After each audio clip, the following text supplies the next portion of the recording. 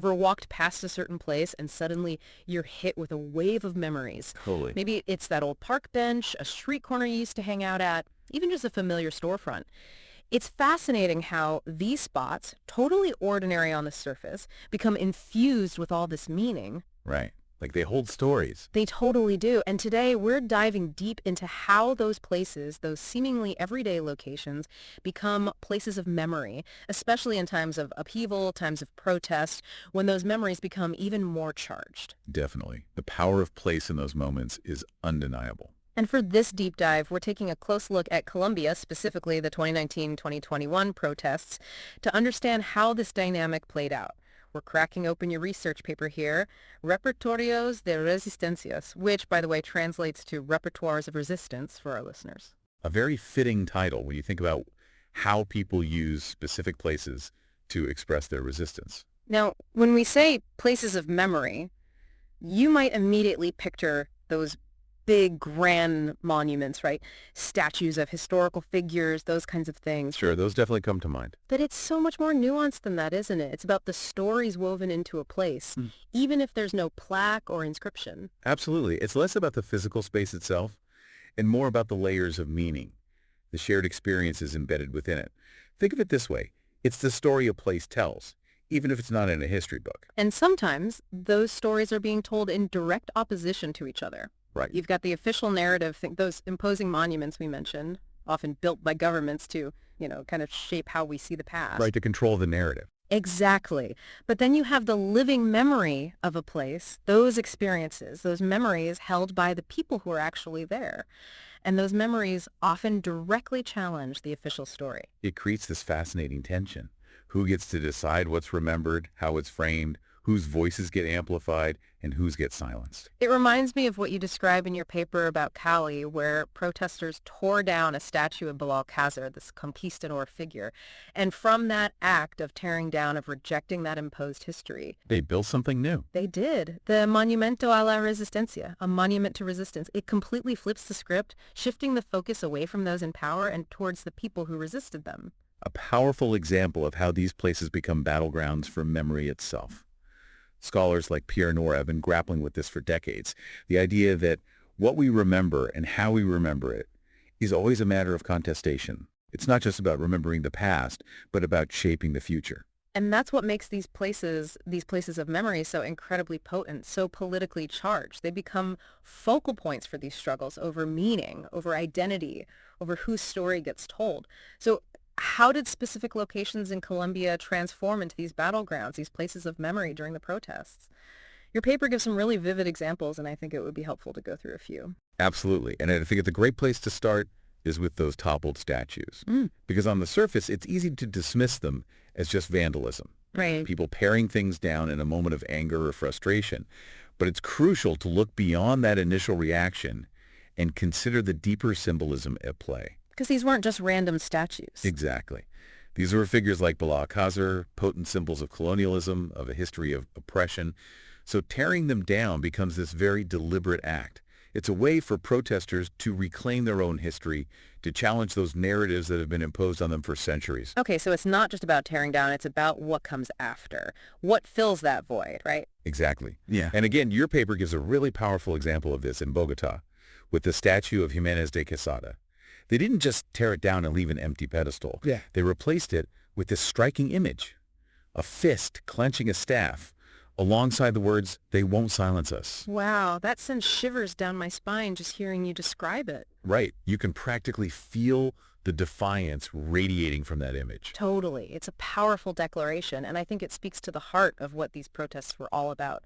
Reclaiming the narrative, demanding recognition, refusing to be silenced. Exactly. It's about transforming spaces of oppression into beacons of resistance. And that's what makes these acts of resignification so important. Now, speaking of powerful imagery, your paper also delves into this concept of transitory constructions, and I have to admit, this one threw me for a loop at first, because we're talking about fleeting moments, things that aren't meant to last, and yet they still manage to leave this lasting impact. Right, because when we think of places of memory, we often think of something permanent, something physically enduring, like those monuments. But the idea of transitory constructions challenges that notion. It does. Because how can something temporary become a place of memory? But then I remembered those photographs, I think they were from Bogota, of 6,402 chalk outlines drawn on the pavement. Each one representing a victim of extrajudicial killing. Exactly. Just heartbreaking. It's a gut-wrenching example of how something as ephemeral as chalk on pavement can become etched into our collective memory. Absolutely. Yeah. And that's where the traditional definition of a monument or a memorial is challenged, because those chalk outlines might have faded, but their impact, the message they conveyed, that continues to resonate. Especially with the help of things like photographs and videos. Absolutely. Social media plays a huge role in amplifying these ephemeral acts and giving them a lasting impact. It makes you think about all those places in our own lives, maybe a certain spot in your childhood neighborhood or a place where something significant happened. They might not mean anything to anyone else, but for us, they hold all these personal memories, these stories, our own places of memory. Precisely. It highlights how deeply personal and collective memory can be. A nondescript street corner can become a site of mourning or celebration.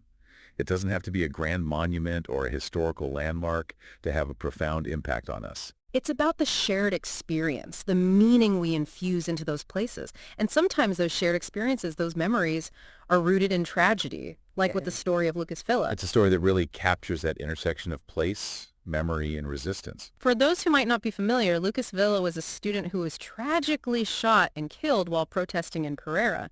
And what happened afterwards, the way his story became so intertwined with specific places. It's incredibly powerful. It is. His image, the viaduct where he was shot, even carnival floats that were created in his memory, they all became imbued with this really potent mix of grief, of anger, but also of hope and resistance. Absolutely. It speaks to the idea that certain lives, certain deaths, have the power to become these rallying points for social movements. Judith Butler, the scholar, calls them grievable lives. The idea that some lives, particularly those from marginalized communities, are often deemed less worthy of mourning, less deserving of justice. And the protests, in many ways, were about challenging that very notion. Exactly. By transforming Villa's death into this symbol of resistance, into this call for justice, the protesters were demanding that his life and the lives of all victims of state violence be recognized, be remembered, be grieved. And it's not just individual locations either, right? Your paper also talks about entire neighborhoods like Uzbekistan or Portal Resistencia, these barrios that became places of memory during the protests. What makes them so significant? I think it's fascinating how these everyday spaces, these places where people lived, worked, went about their daily lives, how they became infused with this political identity during the protests. These neighborhoods were already sites of community, of shared experience, but the protests took that to a whole other level, transforming them into these hubs of resistance, places where art, music, collective action, all of that converged. It reminds me of other movements that use specific neighborhoods as organizing grounds. Greenwich Village during the Stonewall riots comes to mind. There's something about these places, these spaces that are already rich with community ties, that makes them especially powerful for galvanizing people, for fostering that sense of solidarity. Absolutely. They become these microcosms of the movement itself. Yeah. But that also makes them incredibly vulnerable, because if you control the place, you control the narrative. And this is where your research takes a bit of a darker turn, because it talks about the Colombian government's attempts to control the narrative through force. It even cites statistics about violence against protesters, about the brutality they faced. And we can't shy away from that aspect of it. The paper doesn't mince words, referring to it as technologies of cruelty. It's a really chilling term, but it captures this idea that the violence inflicted upon protesters wasn't just about suppressing dissent in the moment. It was about instilling fear, about discouraging future resistance, and ultimately about controlling how these events would be remembered. Almost like they were trying to erase these places of memory before they could even fully take root. Precisely. But here's the thing, and this is what I find so fascinating, it often backfires. The very act of trying to silence dissent, to erase these experiences, can have the opposite effect. It can solidify their importance, making people even more determined to remember. It's like that old saying, right? The more they tighten their grip, the more people slip through their fingers. Exactly. You can't erase a memory that's been seared into the collective consciousness. Think about those toppled statues. The government tried to downplay it, to frame it as simple vandalism.